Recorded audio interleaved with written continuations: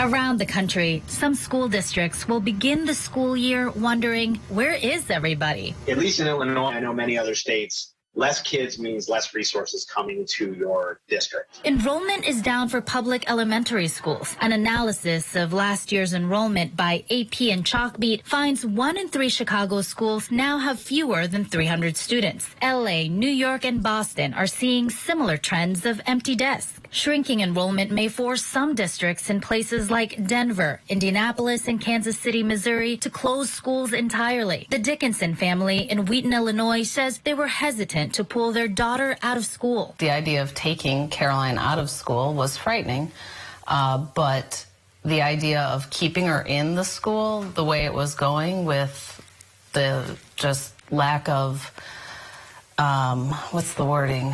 The lack of communication, consistency, the way it was run, it was just like months wasted. They started homeschooling when the pandemic hit. Now they want to stick with it. It's been consistent, it's been rigorous, she's excelled. While the pandemic may have contributed to the decline of traditional public school enrollment, there's more to this story. COVID has had an impact in some places, but those are micro impacts compared to the fact that we just, as a country, have a lot less babies that are growing up to be students. Kids First Chicago has studied the school slowdown. They say particularly in Chicago, enrollment declines are driven by the slowing growth of Latino families and a steady exodus of Black families out of the city. Another contributing factor, kids just aren't showing up because of quarantines or other causes. 50% of students in LA were considered chronically absent. So chronic absenteeism has at least doubled nationwide. In some places,